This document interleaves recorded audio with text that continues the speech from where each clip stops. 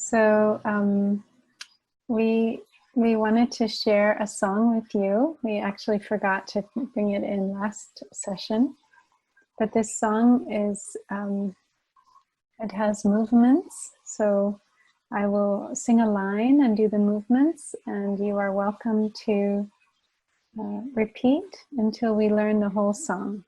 Okay. Last time we spoke about interbeing, so this song is about interbeing. Okay, I hope you can see me with my movements. So it goes, we are all the leaves of one tree. Shall we try? We are all the leaves of one tree. And these are sign language movements as far as I was taught. Okay. And then the next line, we sing that line twice. We are all the leaves of one tree. And we sing, the time has come for all to live as one. So we link our, like that. The time has come for all to live as one. We are all the leaves of one tree. So the first line is repeated twice, and then the time has come for all to live as one, and then it's again at the end. Okay, so we try the whole first verse together.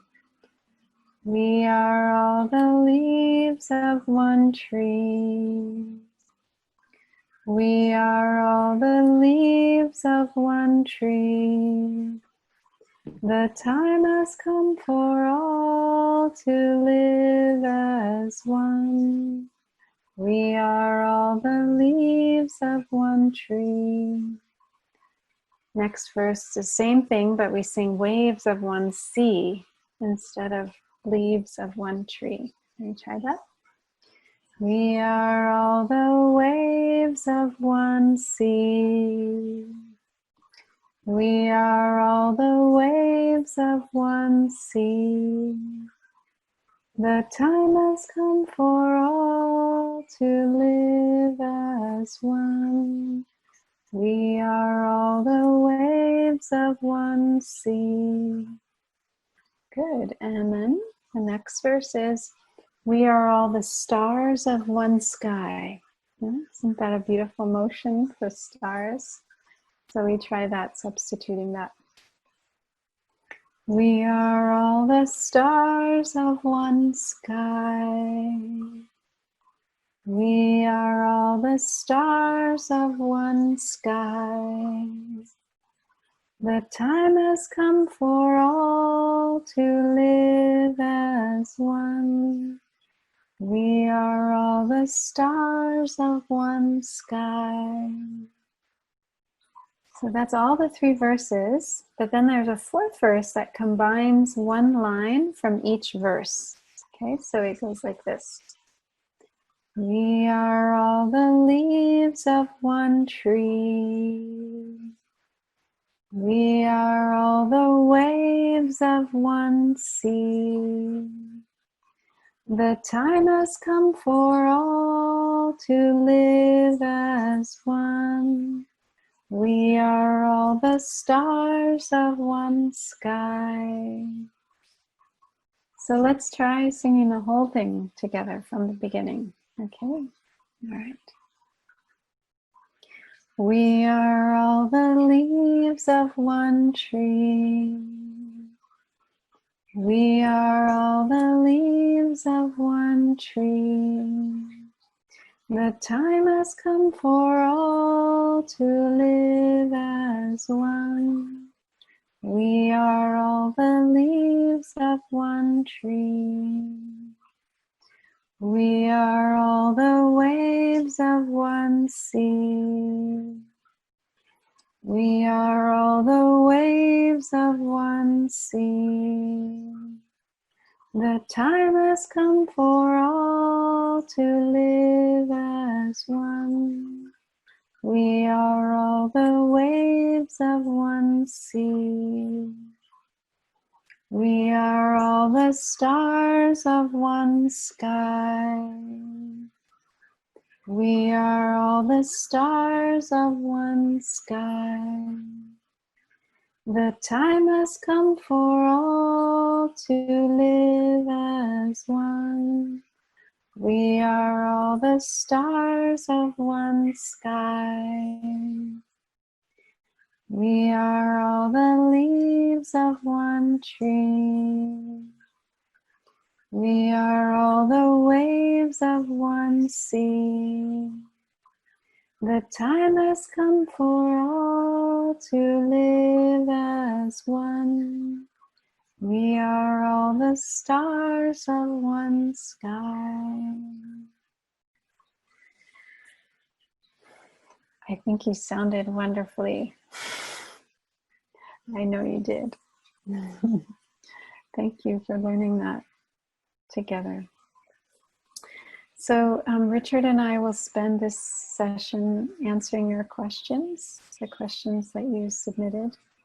We'll try to get, I think we'll get to most of them. We may not get to absolutely all of them, but. So this first question, I'm glad you enjoyed the song. This first question, I'll read it to you. It's about how we can be skillful with our anger and also stop people harming other people. So someone writes, imagine a scenario that emanates, that brings up great anger, deep anger within us. For example, when we see someone physically abuse a woman or a helpless person or child, we are filled with anger and want to prevent the abuse from happening. In such a case, subduing our anger would be plain wrong, as it can help us fight the person committing the crime. So I guess watering the seed of taking responsible action is important rather than watering the seed of love to subdue our anger and be indifferent to the situation. Can you please clarify this concept?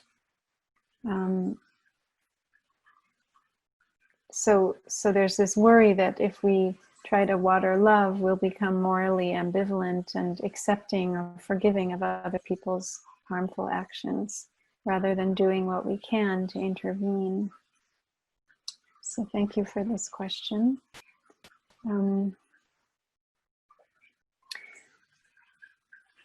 It's important to stop people from harming other people.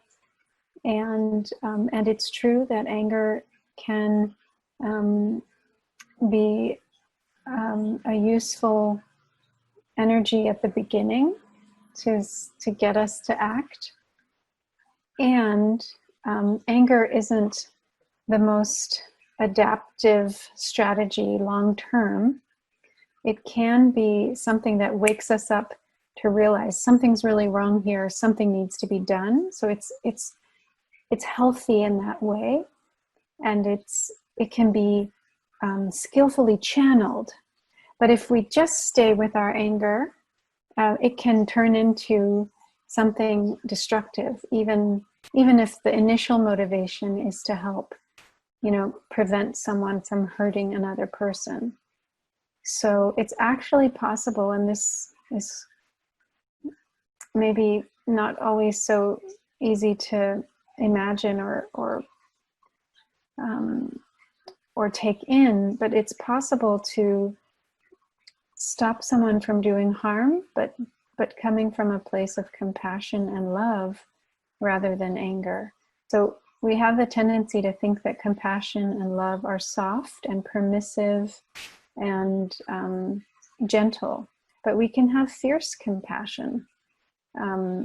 Compassion doesn't mean only that it's sweet. Sometimes we need to have very strong action to say no, but that can come from compassion. That can come from a deep understanding of, the wish to protect and care for everyone in the situation. The reason this is important is if we really look deeply, as we explored in our session last time with interbeing, if we were in that person who's abusing the other person, if we really were in their same circumstances with all the same life conditions that they had, who is to say that we wouldn't do the same thing if we had the same lack of opportunities, or harmful things that were done to us, or frustrations, or the things we weren't able to receive, then we might very well have the same behavior. And so looking at it in that way helps us to see that that person who's perpetrating harm on another person is also actually a victim in some regard, and they also need help. So when we intervene, we do so in a way that we try to protect the person who's being harmed, but we also try to see how to support the person who's harming, to have the support and rehabilitation that they need in order to come back to the goodness which is still in them, even if they're committing harm.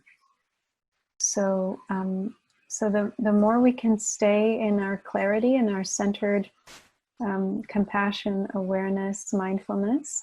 So anger can be a spark, but if we let it loose, it can burn everything, right? So it needs to be held within a wiser, more centered, equanimous framework, and compassion and love can help us to keep the initial impulse of anger sustained without causing more harm, right?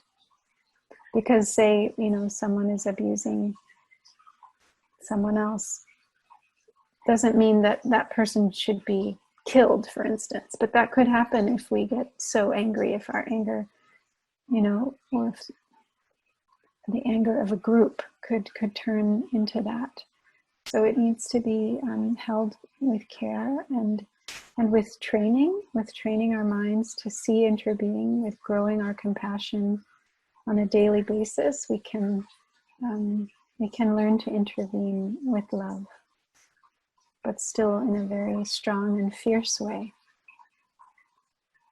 Thank you for your question. There's another question about anxiety and self-esteem. So this is from a high school teacher who says, I've been teaching in high school for some years now. I have known that anxiety and low self-esteem are the most frequent problems for my students. They are often so entrenched that words of encouragement are not enough. Do you have any suggestions? Although I have been meditating for a few years, I have not felt confident enough to offer practical activities, limiting myself to talking about the power of meditation and silence. So I think for anxiety, it's very helpful to do this practice that we did together of belly breathing, and this image of the tree in the storm that we spoke about, I believe in the second session. So when your students are anxious, you can teach them to rest their hands on their belly and feel their belly rising and falling. And you could do this as without necessarily saying a lot about it at the beginning. You could do it as a beginning of your class. You could say, okay, class, I want us to try something today. Everyone put your hands on your belly. Take 3 deep breaths and just feel your belly rising and falling. Or maybe you bring in the bell and you invite the students to breathe with the bell, which I'll actually give us the sound of the bell. It's always nice to actually do it, not just talk about it. So let's all just take 3 breaths as we listen to the bell. If you want, you can put your hands on your belly and just feel your belly rising and falling.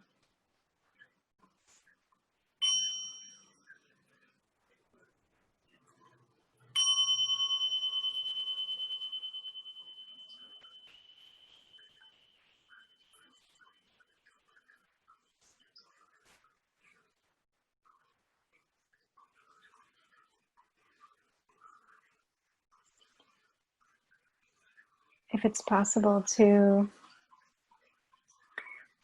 have a way for your students to also invite the bell. So you can invite the bell, you can invite them to breathe into their belly. But if you're meeting in person, you might still be meeting online for your classes. But if you're meeting in person, your students can learn to invite the bell, and you can have them take turns. Each day, a different student invites the bell. And the whole class can be invited to breathe. And then if you want, you can make the connection to anxiety right then and there, or you can bring it in later and just say, you know, for some of you that suffer from anxiety, feeling the hands on the belly, lying down, doing belly breathing, listening to the bell, all of these things can train the mind to come back and be in the present moment, because anxiety is usually something about the future or the past. But if we can dwell right here with what is right now, our bodies, our in-breath, our out-breath, then we can actually come to some place of calm, to some ease. And teaching them that tree in the storm exercise, I think, is very relevant to anxiety, because we need to get out of the upper branches of the tree and come down to a safer place. So I think they may understand that image. As far as self-esteem, so this tendency to be self-critical, to be hard on ourselves, to feel we're not good enough, that goes very deep, and it can be especially exacerbated in those teen years when everyone is so concerned about how their peers think of them, and there's so much peer pressure, and there's coming into their sexual bodies as adolescents and wanting to look, you know, wanting to be attractive to whichever gender that they're attracted to.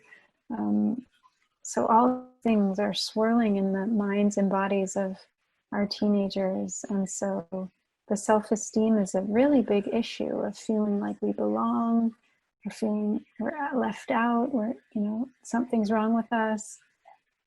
And of course, the use of social media has a huge impact on people, on teenagers feeling not good enough, because they see all these, you know, they project so much of who they are through their Facebook or Twitter or Snapchat, and it's not really real oftentimes. And then, you know, they compare themselves, this phrase, compare and despair. So then they feel despair when they don't match up to what other people have posted on their social media.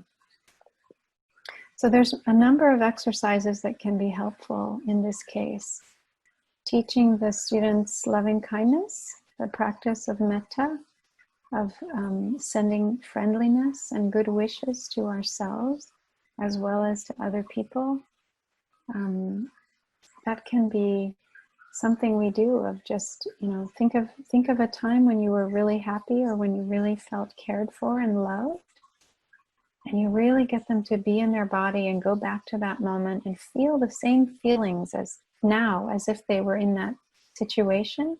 It could be with a pet, it could be in a natural place where they felt really safe, really happy. It could be with other people when they were small, you know, some relative or friend that made them feel really special when they were a child. But to really relive that in the present as a practice, and then to offer that same care and kindness to themselves now in the present moment.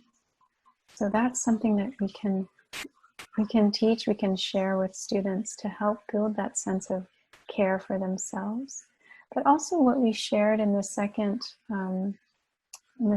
session, I think, or the first session maybe, on watering wholesome seeds. We can have students make a list of what are their own good qualities and share them. You know, maybe in pairs or in groups of 3, they can talk about what is it that they like about themselves. And then, as I mentioned, also that story of the teacher in Germany who had her students write down the positive qualities of all the other students.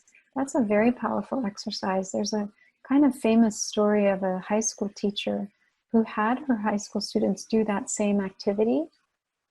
And I think this must have been in the 60s. And one of the young men in the class, you know, really treasured this list. It was a piece of paper he got with all of his classmates saying what they appreciated in him. He kept it in his wallet. And he kept it and kept it for some time after he graduated from high school. And it turned out he died in the war. I think it might have been the Vietnam War. Maybe it was Afghanistan, Iraq, I'm not sure. But the teacher was invited to his funeral. And she had been a favorite teacher of this young man. And his mother pulled out this piece of paper from his wallet at the funeral and said, "This my son kept with him always from his time in high school. It meant so much to him. And it was still with him when he was killed." So just to say, these exercises can have a very profound impact on young people and can really shift that tendency to see ourselves as not worthy, as not valuable, because they're so sensitive to their peers' opinions of them. To ask the class to share their positive feelings about that's powerful. Thank you for the question. So this is another question. Two different people asked questions about how to help people take care of their suffering, both when there's drug addiction and when there's psychological difficulties.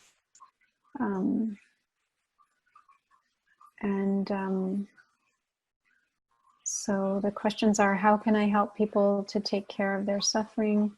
How can I help people who have cognitive and psychological difficulties that alternate between requests for help and moments of refusal? And another person asks, I'd like to know what strategies to adopt with kids who use drugs and come to school already dazed.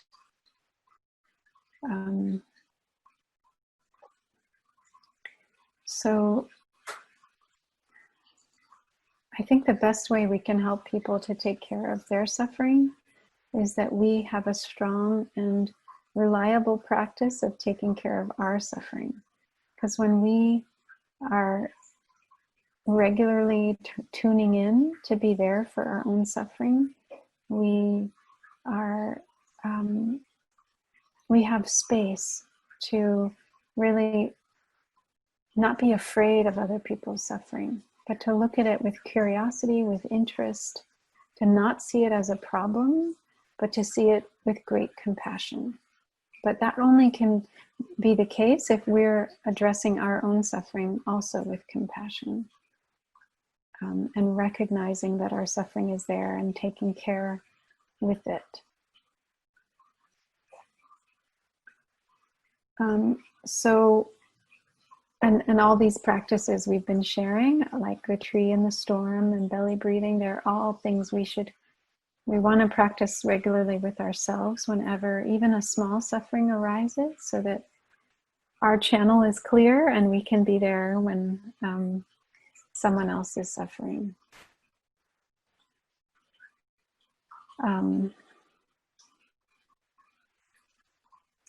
So I think one of the best ways we can help someone with their suffering is to let them know that they have the capacity to care for that suffering and that we're not afraid of it, that we don't see it as a problem. We care about it. We want it to be relieved. It's not that we're like, oh, it doesn't matter, you can suffer. No, but we say, you're not wrong for suffering. And we help them make space for their suffering. So if they're fighting it, if they're pushing it away, we can model for them an approach that says, you know, it's okay that, let's be here with your suffering, let's care for it, let's acknowledge it and bring compassion, bring tenderness to this pain rather than seeing it as something bad and wrong. So just that orientation towards moving towards it with care can already shift a lot for someone else, can help them to find the space in themselves where they're not fighting their pain. And as far as people who have cognitive and psychological difficulties, and they alternate between requests for help and moments of refusal, our calm, our stillness, our peace has a huge impact on folks who have these experiences, these conditions. So if we are able to be present when they need help and be loving in our offering of help, there's a settling that takes place. So you know, our nervous systems are the curriculum. As teachers, we teach who we are. And when we're working with people, whether as teachers, whether as counselors or therapists or coaches, our own nervous system is what is the biggest anchor and support for the other person. So if we're calm, if we're steady, if we're present, if we're regulated in our own self, then the other person takes cues from that, and that really helps them when they're struggling. So if we can stay present and really integrated, even when they're in a difficult place where they're refusing our help, even though they actually might need it, if we don't react, that helps the whole situation stay much more clear and easier to resolve. So if they're resisting, pushing us away, we don't fight that unless they're putting themselves in danger or putting someone else in danger. If we need to intervene, we have to intervene. But if they're reacting and simply refusing help or not being cooperative about something they need to do, if we can stay firm but also gentle and calm and present, we can, a lot more is possible in that interaction than if we force, if we push, if we add our reactivity to what's already their reactivity. And of course that takes us being very much embodied, so that as soon as our whatever emotion arises, whether it's anger or frustration or fear or feeling threatened, if we can breathe with that, if we can hold that and know that it's there and care for it, then we won't react out of it in a way that worsens the situation. And as far as how to support and be there for kids who use drugs and come to school already dazed, I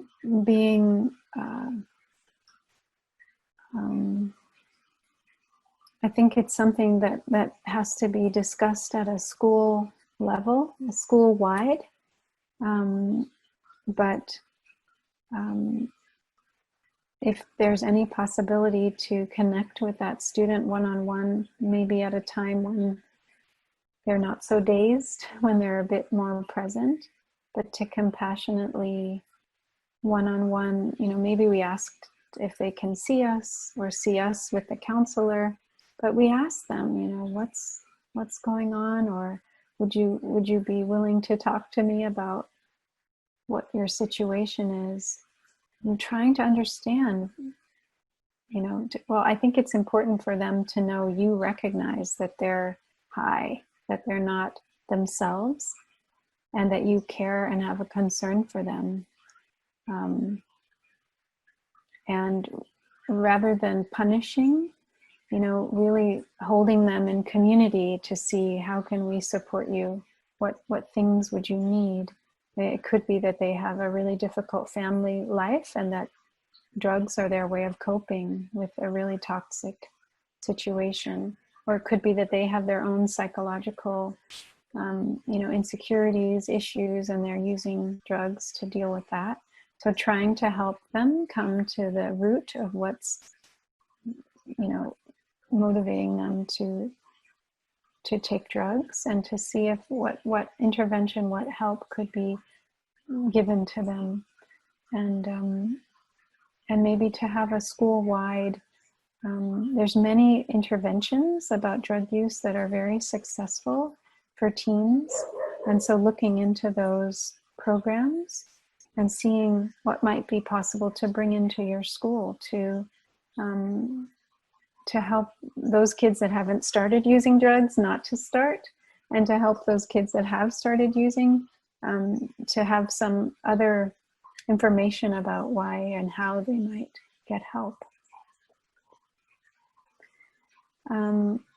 So we have a question about dealing with anger, and the question is, if the seed of anger towards a person I am taking care of, or a colleague, if this seed of anger shows up again and again when we interact, what can this mean? That I haven't accepted it enough, that I'm not embracing this situation, I haven't looked deeply enough, or all three.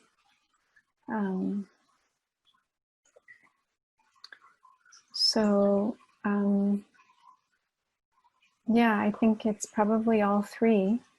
And not to blame yourself or judge yourself, but to acknowledge that this is a difficult situation that's really triggering something deep in you that is hard to be with. And so it keeps taking you over. So I think as soon as you notice anger arising when you're taking care of this person or you're with a colleague, is to see if you can stop whatever it is that's triggering you. Sometimes that's not possible, but if you're having a conversation, for example, and it's okay for you to leave or do something else, then you try to give some pause so that you're not just pushing the button over and over of anger in you, but you give yourself some space so that that person, isn't continuing, or you're not continuing to be triggered by them.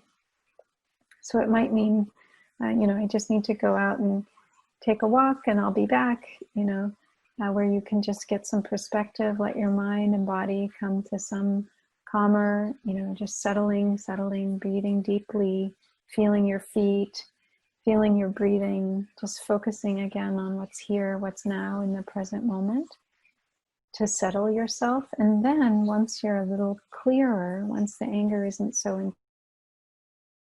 intense, you can practice to be with it, to care for it, to understand it, what's really going on here. Usually when someone triggers us like that, there's something quite important underneath that we can learn. And usually under anger, it's either fear or hurt. That's really what's going on. So trying to inquire and just hold with great tenderness, what is it that I care so much about, or that is so tender in me, that is leading to this reaction and this anger. And doing our best to just be there with the anger, to listen to it, to hold it, to turn towards it with friendliness and care and curiosity, rather than pushing it away or venting it, and letting it take us over. So avoiding those two extremes. So I hope that's helpful for you. We also have two questions about deep listening. One is, with regard to deep listening, how can we behave with those people who never seem to stop talking as long as they are listened to, and end up draining our energies? And then another question is, how does one know when one is ready or has the capacity to engage in deep listening with a person who has caused suffering in me, whether it be a family member or a student? Is it a feeling in the heart that indicates this, or does one decide in the mind, or is it a balance of the two? Yeah. So with people who keep talking and drain us, if they're saying the same thing over and over and draining us, then it's not actually skillful to keep listening to them. We need to be able to take care of ourselves. If we're no longer able to listen with compassion, we need to politely, compassionately say, I'm not able to listen with my whole heart anymore, or, I'm quite tired and I'd like to listen to you when I'm fresh. So let's continue another time, or letting them know that you have to stop and that you need to interrupt them and take care of yourself. And sometimes if we can have space inside, we can listen to what the person is saying, but also what they're not saying.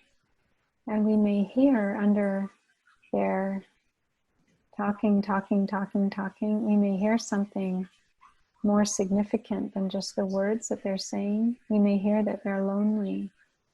We may hear that they're afraid. We may hear that they're not in touch with themselves. And so they're kind of taking too much from the person listening to them, because they're actually out of touch with what they're doing. So if we really are spacious inside, we may know how to say something to them that can help them, that's deeper than just the content of what they're saying. We may be able to say, I hear you. What can I do that would really be supportive of you? Sometimes if we cut in and direct towards something productive, like, well, what are we going to do about this? Don't just keep complaining or repeating the story. Like, what can we do that would be supportive? Sometimes that can help the person see, there's a different way than just playing the record over and over.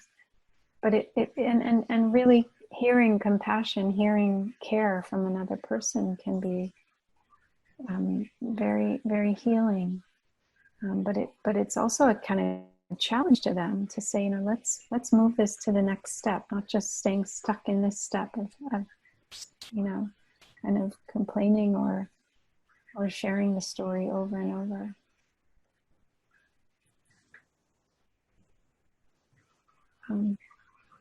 And with the question about when are we ready to listen, when someone has caused us to suffer, I think it's a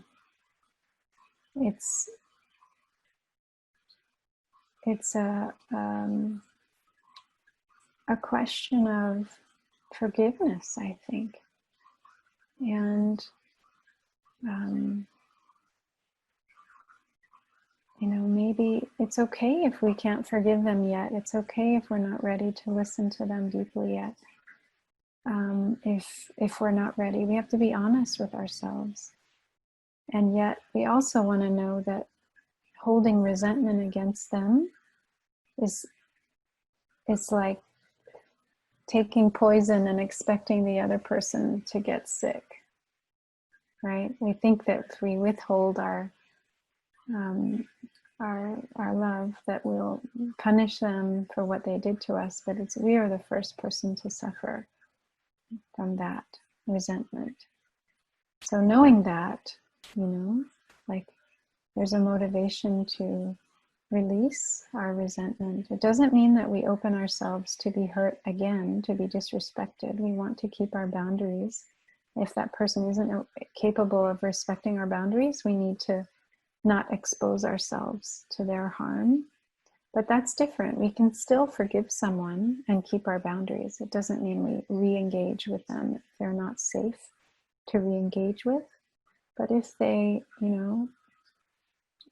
are aware of their harm and they want to stay connected to us, if we can let go of our resentment and open our hearts again, it can be very healing for us. It can be very healing for them.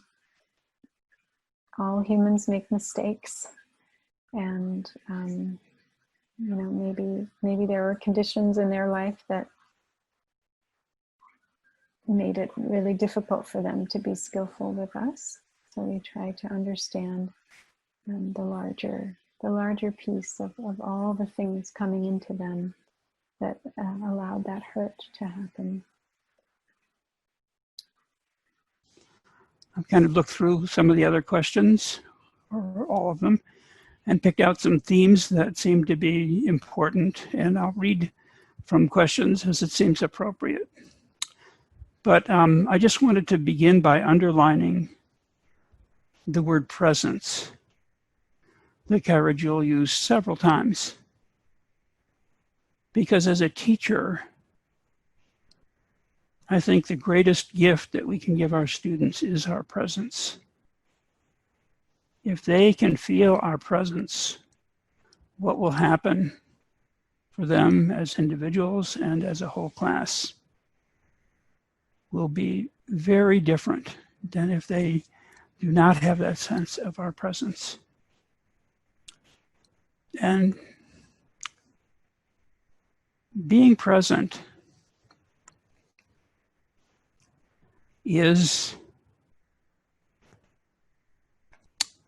can mean bringing mindfulness into the situation.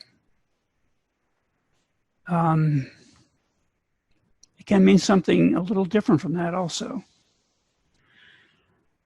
But mindfulness is being present in a particular way, and it's being present to what is happening in that moment in a non-judgmental way.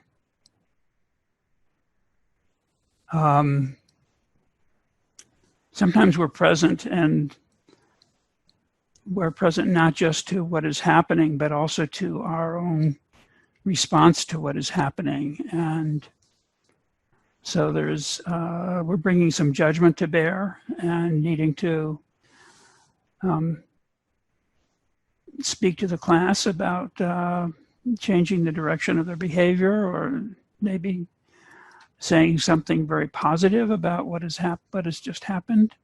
But pure mindfulness is being present without judgment. It's kind of a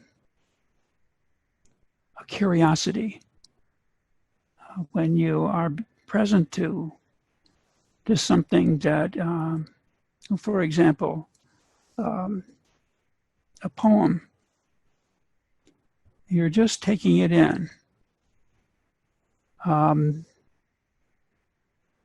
You are trying to feel the expression of the poet. And at a later point, you might analyze the poem, you might relate it to some response that you had to it that you become aware of. But initially, you might withhold that judgment and just try to receive the poet as she is or as he is. So mindfulness always has an object. You can ask, mindfulness of what?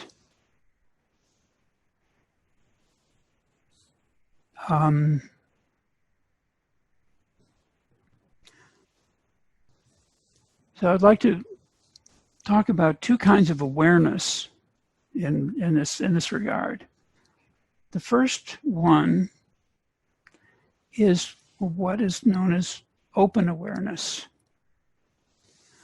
So let's just do a very short experiment of closing our eyes and listen and take in whatever sounds you can hear.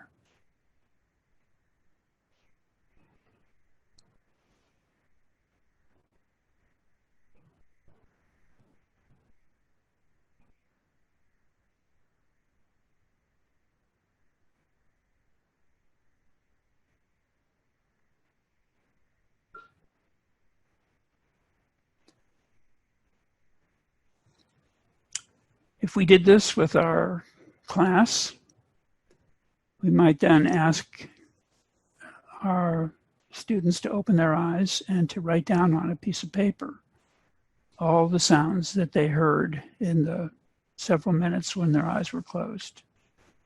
And it's quite amazing how many different sounds are present, including maybe digestive sounds and the sound of breathing, not just a sensation, but the air going out of the nose, and then of course the sounds in the room and the sounds outside the building. Open awareness, open to everything. The second kind of awareness would be focused awareness. So I'm going to give you a practice that some of my friends have used with their school children. And if you will close your eyes, I'm going to sound the bell. And when you hear the sound, when you hear the bell sound, raise one of your hands and keep it up in the air as long as you can hear any sound of the bell. And when you can no longer hear the sound of the bell, lower your hand. And at that point, if you want to, you can open your eyes. Okay, so closing your eyes, raising one hand.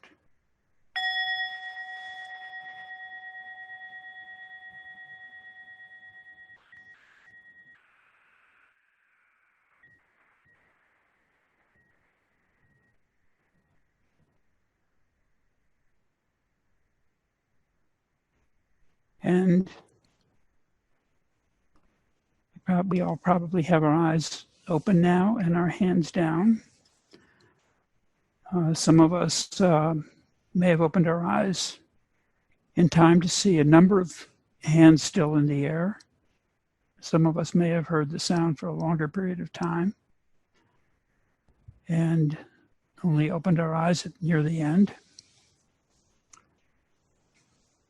There was a question about teaching via Zoom or some other platform and how to introduce mindfulness. This is I think a pretty interesting application, because if we're teaching a classroom and we can all see each other on the screen, we might say, you will be able to hear that sound longer if you really keep your eyes closed and focus on the sound. And so there's some incentive there for the students to keep those eyes closed and really listen and keep that hand up as long as they can. And then it will be interesting for them to see actually who in the class still has their hand up when they open their eyes and how long it takes for some to lower it. Now, in an actual classroom, the students who are closest to the bell have an advantage. Well, it's not an advantage. They just will probably be able to hear the bell longer. In the Zoom classroom, everyone is about the same distance from the bell. So it actually may be more of an interesting practice in the Zoom world. This is touching also on the question of motivation, finding activities that students will be interested in joining. But let me go back to mindfulness. Mindfulness of what?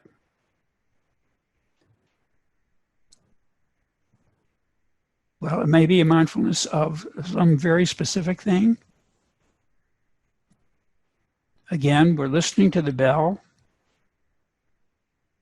We're not judging the sound of the bell. We're just listening. Just listening. Or maybe a mindfulness of an open awareness, where we're just open to everything that is present. But in the listening exercise we did, and we were mindfulness of specifically sounds. So it wasn't total openness. Although, because complete openness to the present moment would also bring us in contact with our thoughts and our feelings, if any were there, to be aware of.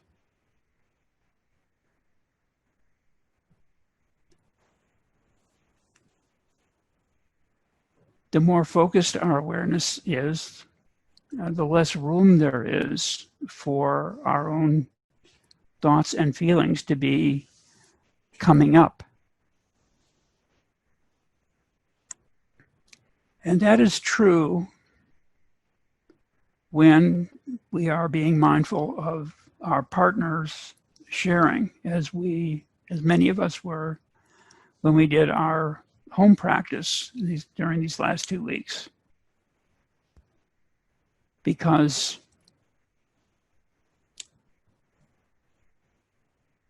if we were really totally focused on her, what she was saying, or him, there would be no self-awareness. It would just be listening. Listening without a listener.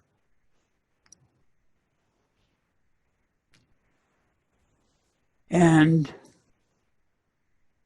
when we are that focused,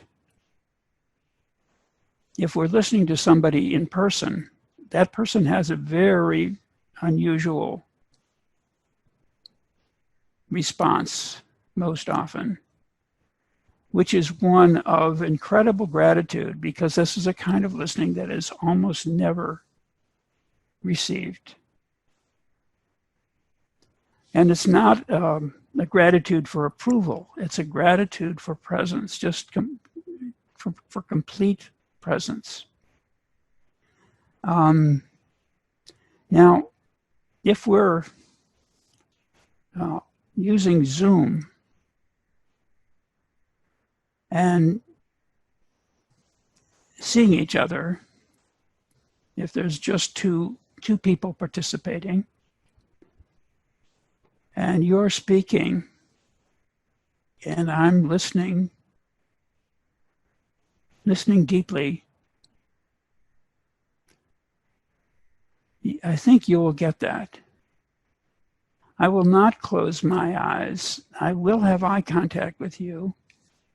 I want to receive as much of you as I can, because the listening I'm doing is also to your facial expressions, to everything, that energy that you are emanating, which is traveling through the airways. I'm receiving it. I'm open to whatever it is you're sending.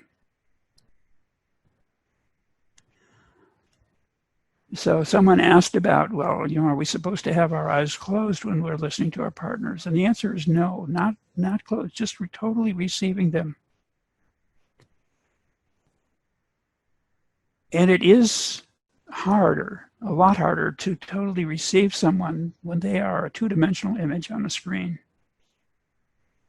There's some real challenges there, and we know from participating in groups on Zoom how difficult it can be to really connect with even one person,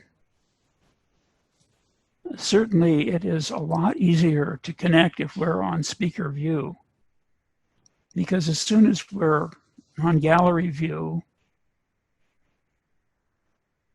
our brain is overwhelmed by the number of people that are there who are also listening to the speaker. And even if we're just trying to pay attention to that little box where the speaker is speaking, it's doing them a disservice to not turn to speaker view and focus as much as we can on what is available that they are sending to us. So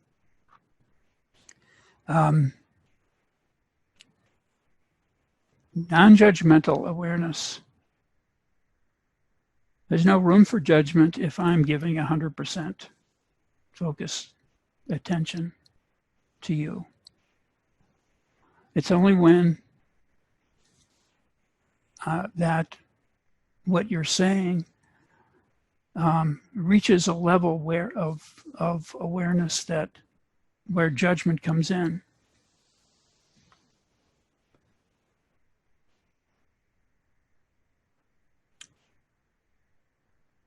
Space.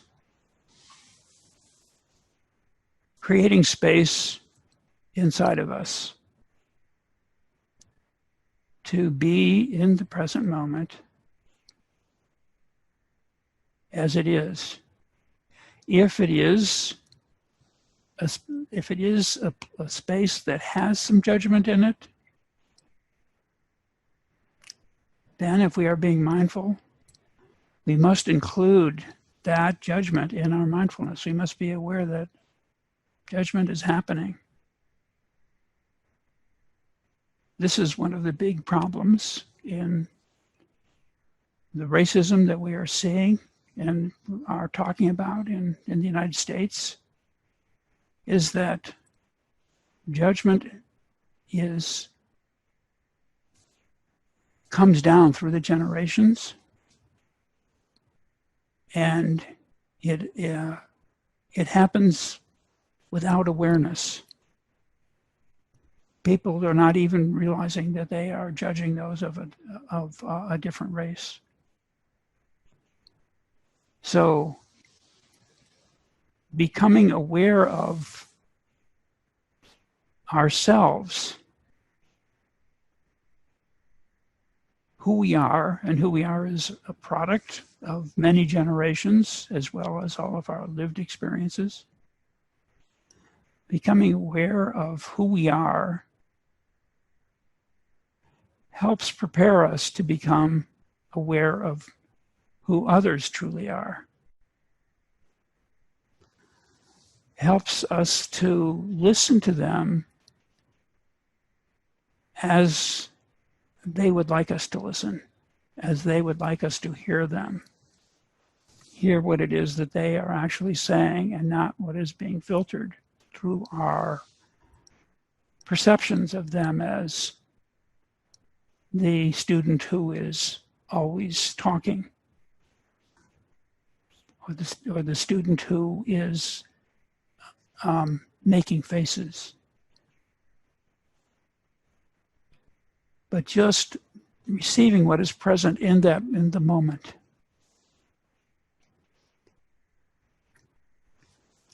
Now, that will go a long way to motivating a class, is to bring that kind of presence into the class. There was a question about our students finding it relevant in a class that is not a mindfulness class, but a class that's an art class or a math class, such as the one I taught. What is relevant to students is to direct themselves in a way to emulate people who have qualities that are very healthy qualities. We all think of teachers, I hope, at least one, who was somebody that our heart just really connected with this teacher. So when we bring our mindfulness, our own mindfulness, into a classroom, and we share mindfulness from that place of our own being, our students will see that. And they will know that it's actually just as important, if not more important, than art in this moment to be able to participate in the world in this way of being present to others, receiving others, and also sharing our true selves with our students. My last 2 years of teaching, when I began every math class with 5 minutes of mindfulness practice, were by far my best years of teaching. Because besides math, which I enjoy, I was sharing my true self, which was a mindfulness practitioner, with the students. And they found that tremendously valuable. Those first 5 minutes were, I wasn't just talking about my practice, we were all practicing together, and I would always practice with them. So that ability to feel comfortable sharing ourselves and what is a very core part of ourselves, our mindfulness, our presence. It's not easy because we're vulnerable when we start doing that. If children laugh at what we're teaching, but it's a job that we're doing, well, that's too bad that they don't appreciate math or they don't appreciate English or whatever we're teaching. But when they don't appreciate something that is so dear to our heart, that is so close to our heart, as our own presence, as our own awareness, that can be hard.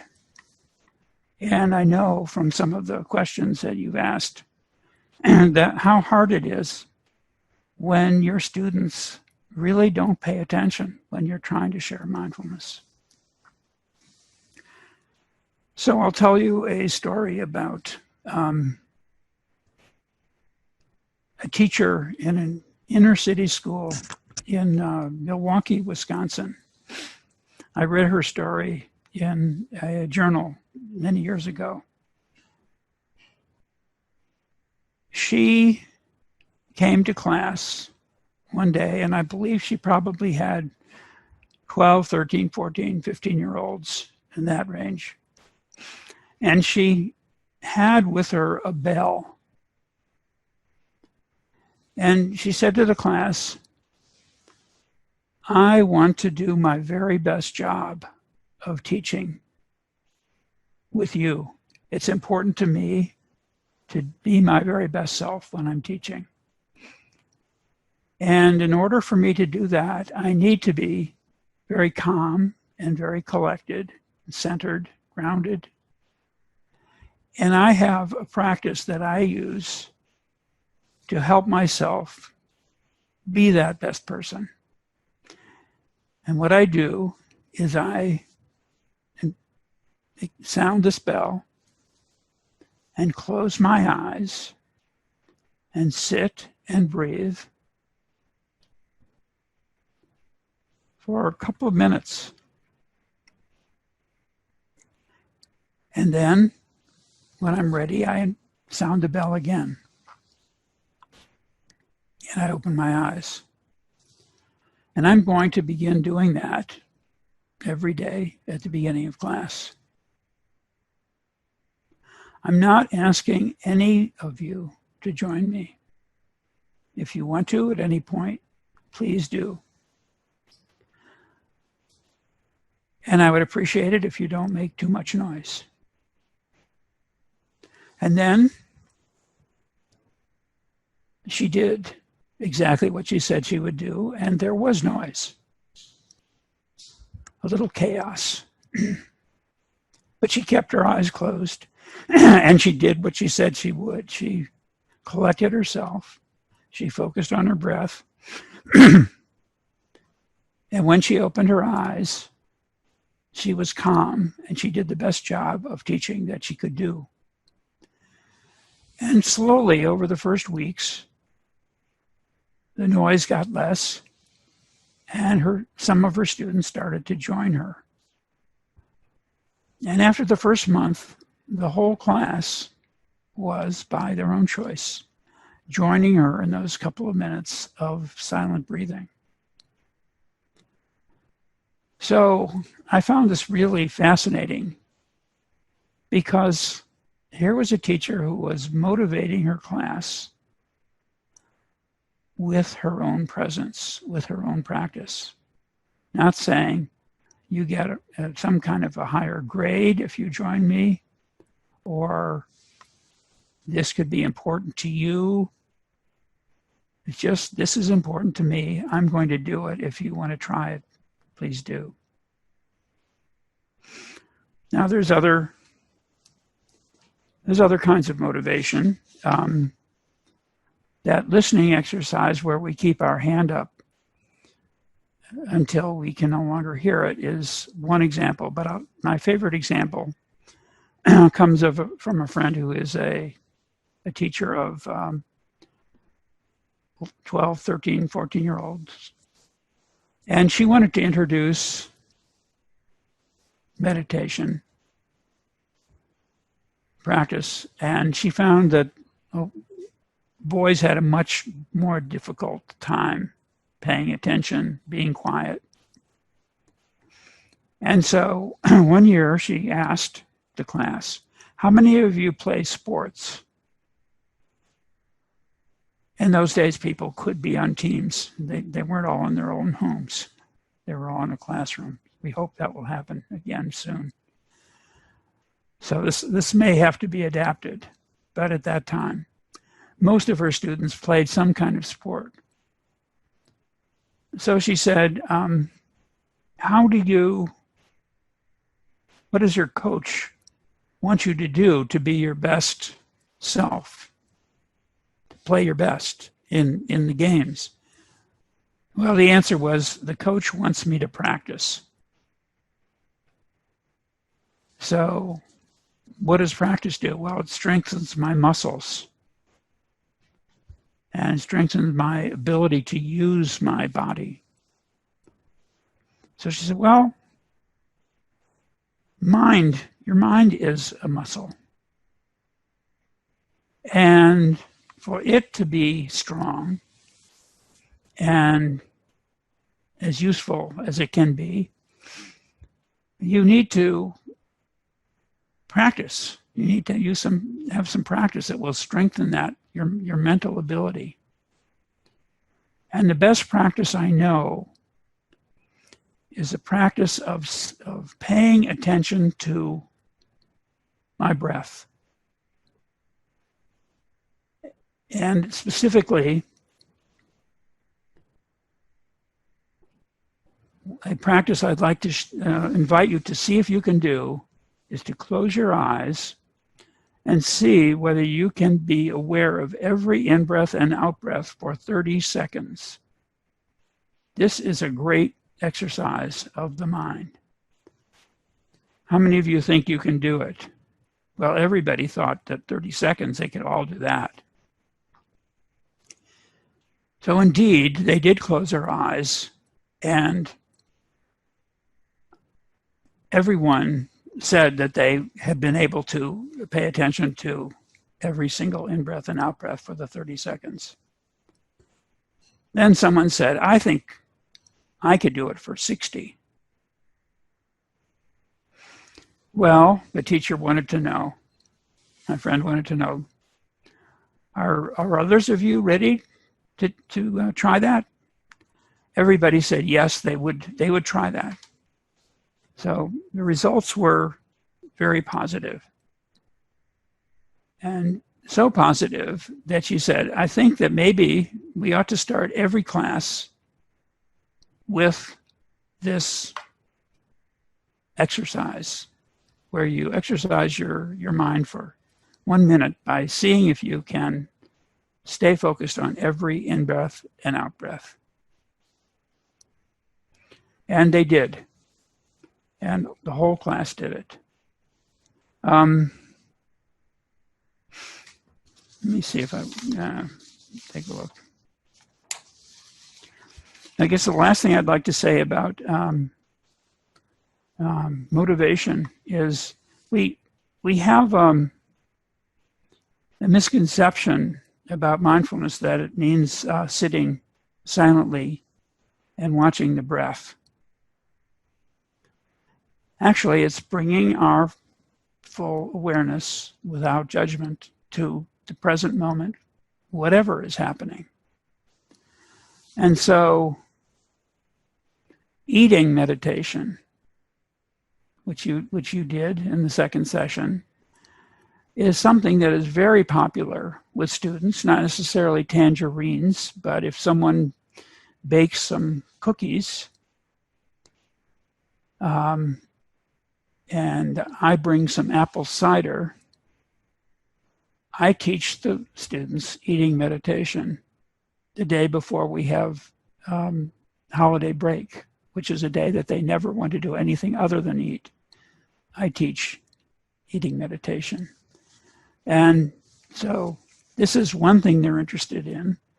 But in general, the practice is, before deciding what you're going to present the students in terms of meditation, what will the object of that meditation be? Ask yourself, what are my students interested in? I learned that from a book called Teacher Man by Frank McCourt, who wanted to get his high school students focused so that they could actually have a class. So he asked, what are they interested in? And immediately he said, two things, food and sex. He decided to do a unit on food, which was probably the right choice for his school. When I asked that question to myself, what are the 14-year-olds interested in? One of the answers that was a very important one was they are interested in themselves. So then I thought, okay, how much, they spend a lot of time looking at themselves to see how they look to people on the outside. But how much time do they spend getting to know themselves on the inside, getting to know how their minds work? What do they do? What do their minds do? So that became the basis of an introduction to a mindfulness practice where they watched themselves. They watched what their minds were doing. And it's something that we did earlier in the course that came from that experience. So there's only a couple more things I think I'm going to have time for. But what I guess one of the things I want to share here is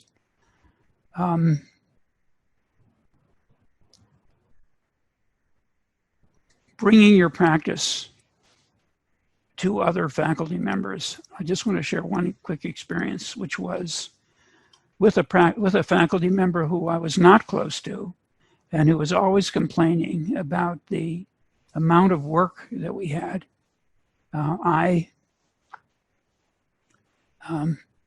One day when she was complaining, I said, I think we could help each other out because there's so much work that we have.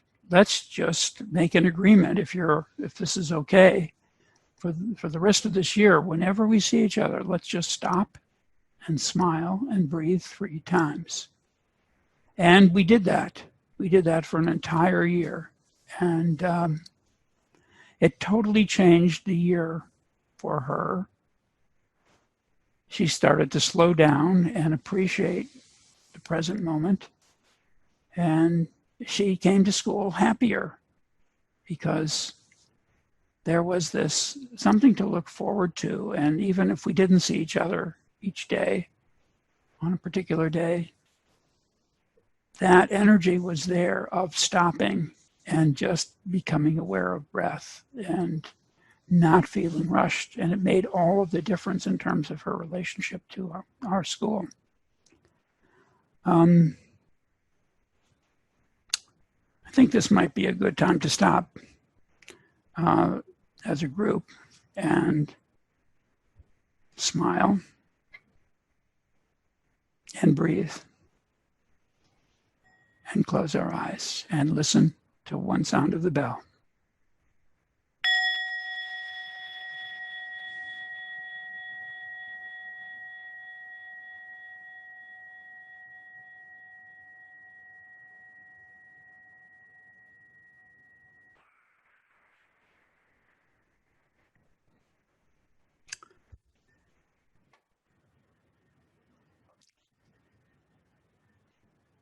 I'd like to say just briefly about our home practice assignment. We have another thing a story to read. It's a very special story for teachers. And we think that it would be worthwhile to have you share this story with your partner, whether or not she or he is a teacher.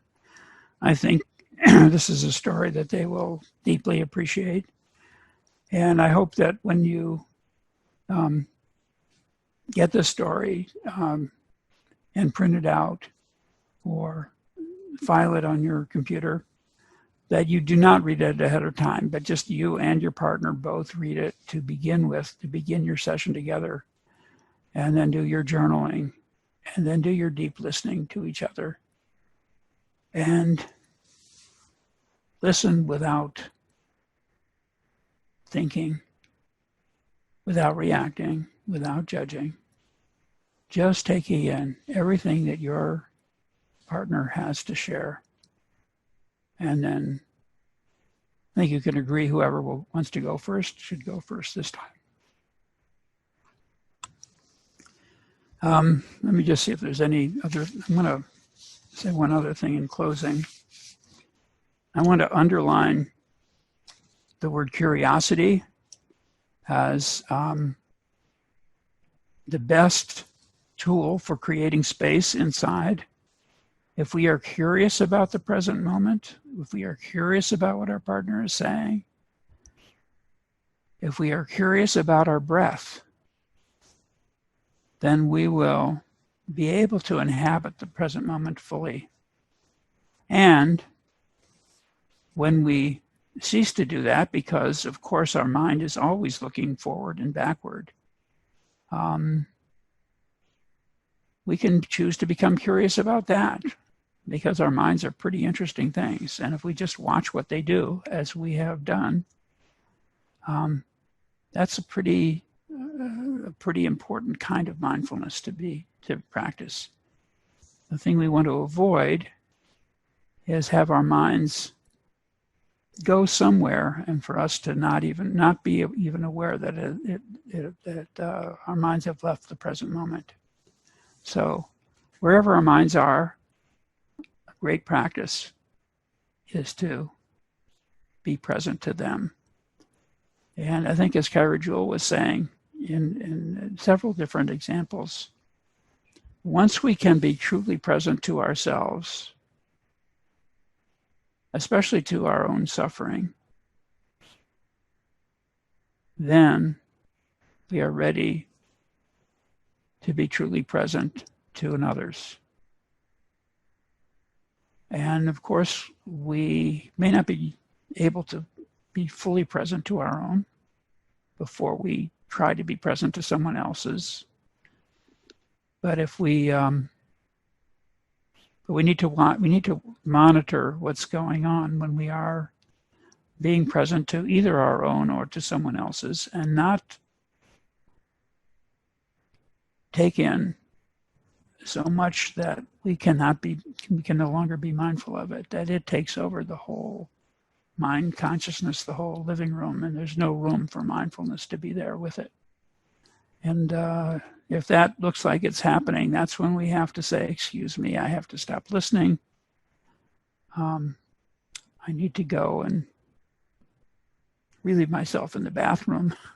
I need to get a bite to eat. I need to do something other than just being with this, because it's not going to help either of us for me to be here and not be able to be completely present to you. Now, I think this may be the thing that has been most important for me to learn over the last few years. I have 51 seeds in my store consciousness that I received from my two parents. And they received their 51 seeds from their parents, and back and back and back. And over the course of generations, certain seeds have been strengthened and others have become a lot weaker. So that even when I was, at birth, I already had some very strong seeds and others that were not very strong at all. And then life also abetted that process. Probably all of us have some seeds of suffering that have been passed down through generations. And for some, those are really major seeds. And we are the first ones, most likely, in our family, in our ancestral line, to have been introduced to mindfulness, to be introduced to mindfulness practice, to have a practice that can help transform the seeds of this family suffering.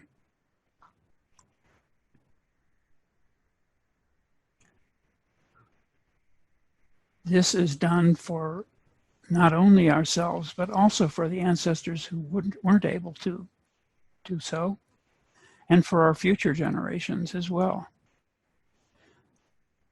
But who do we think we are that we can transform generations of suffering in one generation?